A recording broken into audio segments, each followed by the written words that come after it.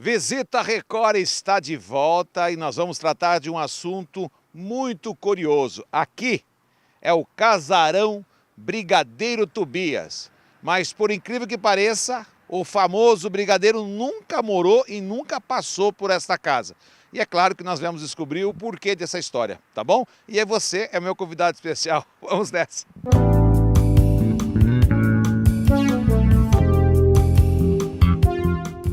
Olha, sempre a gente fica falando, tropeiro pra cá, tropeiro pra lá, é a história de Sorocaba, é o casarão Brigadeiro Tobias, que o Brigadeiro Tobias, que é hoje o patrono da Polícia Militar, porque foi um homem à sua frente na época, né, das forças militares, das tropas militares, né, da nossa coroa, e aqui não morou o Brigadeiro, e o Álvaro, ele é um colaborador, um apaixonado, e hoje preside o Centro Nacional de Estudos de Tropeiros.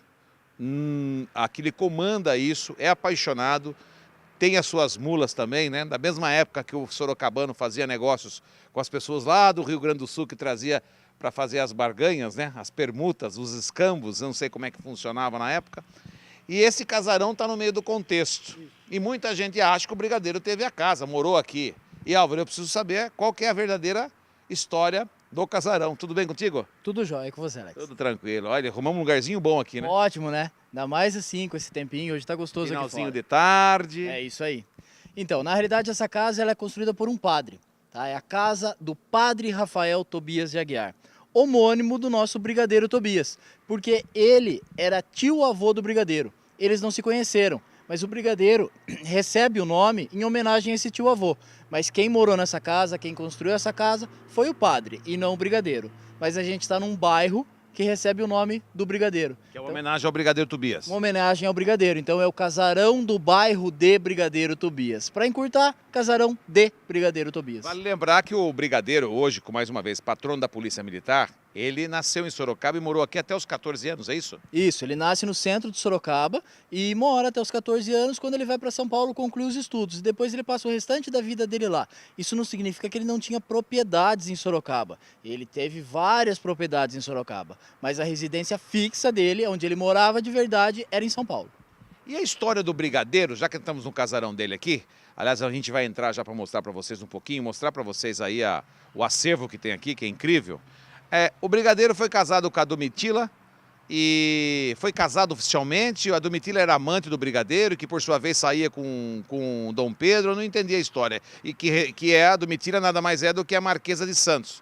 E que de Santos não tinha nada também. Meu Deus do céu. Exatamente, é uma confusão histórica gigantesca. Mas só pra gente resumir, a gente diz que a Domitila teve um primeiro casamento, teve o primeiro divórcio do Brasil, foi a mulher com quem o imperador Dom Pedro I, depois dela divorciada, resolve viver. Você imagina aquela época a mulher divorciada, tanto que foi a primeira mulher a conseguir o divórcio no Brasil, porque ela levava a surra do primeiro marido, é isso? Exatamente, era um militar muito agressivo e ela apanhava muito desse marido. Então é a mulher com quem Dom Pedro escolhe viver, então a gente fala que ela é a mulher, apesar do Dom Pedro ter os casamentos oficiais dele. Depois, quando ela volta para São Paulo, depois de Dom Pedro morto já, ela conhece então o tenente Rafael Tobias de Aguiar. Esse tenente vira o tenente-coronel, vira o Brigadeiro Tobias, eles têm um casamento, eles convivem, depois de 14 anos casados, eles oficializam o casamento. Não era algo comum oficializar casamento, só em perigo de morte, porque os filhos não teriam direito à herança. Então, durante a Revolução de 42, eles oficializam o casamento deles, e aí é o último casamento dela e o único do Brigadeiro. E eles casaram aqui em Sorocaba. Casaram aqui em Sorocaba, casaram na casa da dona Gertrudes, que é a mãe do Brigadeiro. Então ela vem para Sorocaba esperar o preparativo do casamento, se hospeda onde hoje é o Museu Histórico Sorocabano para esperar esse preparativo.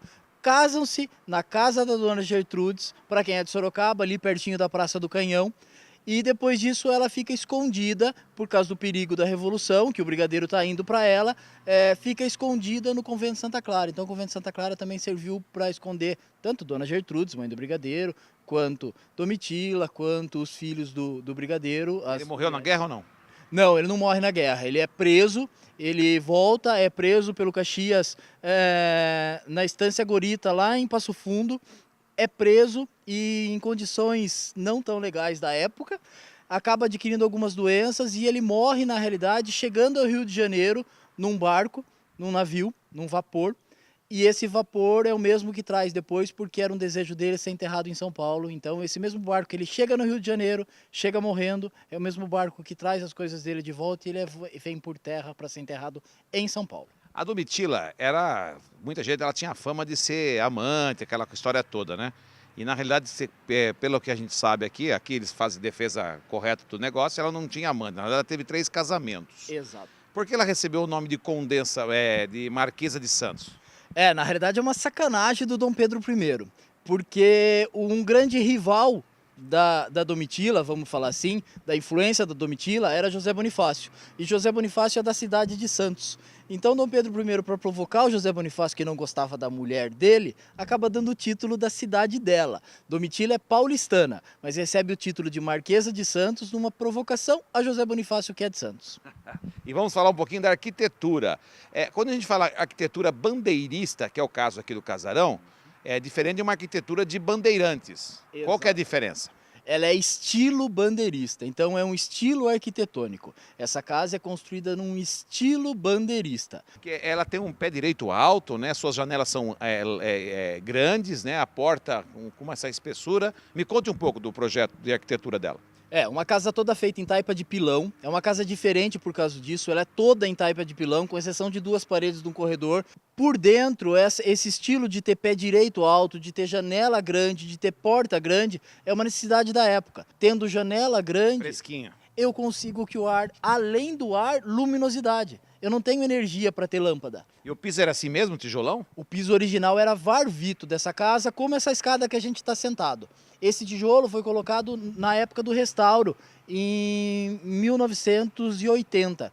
O Condefat, na época, o órgão estadual, achou melhor tirar o varvito que estava muito gasto e colocar esses tijolos que eram de construções anexas que tinham aqui, que foram demolidas.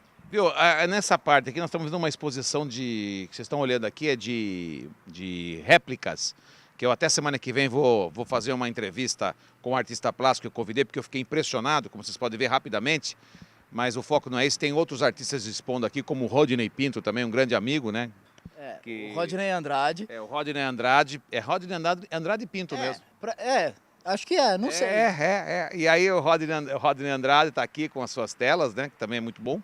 Mas eu quero saber, nessa cozinha que nós temos aqui, nossa cozinha está cheio de sela de cavalo. São os arreios dos burros e das mulas. Então a gente tem, além dessas coleções que você falou, que são exposições temporárias que vieram ao Casarão para nos ajudar e divulgar essa arte desses artistas, né, que merecem ser valorizados sempre. A gente tem a exposição que é permanente do Casarão. Então é um acervo de tropeirismo. Aqui no Casarão de Brigadeiro é o Centro Nacional de Estudos do Tropeirismo. Então a gente tem tudo relacionado a esse trabalhador da história de Sorocaba, que é o tropeiro.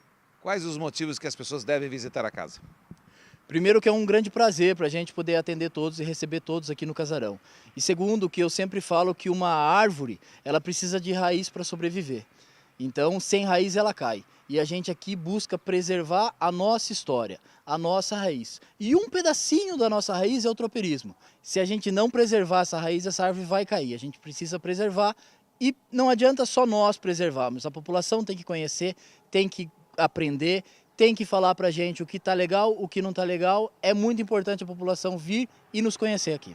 Me diga uma coisa, o chapéu faz parte da história também? Faz parte, não tem como, vocês não vão me ver sem chapéu. Porque é o tempo inteiro. E eu não sou careca, não sou careca. Deixa mas eu pôr um pouco de chapéu aqui. Vamos lá. Aqui cabe uns 5 aqui dentro, né? Dia de mas chuva, tem. que só que ideia, dia de chuva colheu. Mas é isso, a gente fica muito feliz com a visita de vocês e essa divulgação é muito importante pra gente. Claro, isso é a Record, graças a Deus, atenta aos detalhes regionais, assim como a riqueza da cultura, da história de Sorocaba, através do Casarão Brigadeiro Tobias, que, inclusive, o Brigadeiro nunca veio aqui, né? É isso. Então, o chapéu de volta. Obrigado, meu querido. Obrigado a você.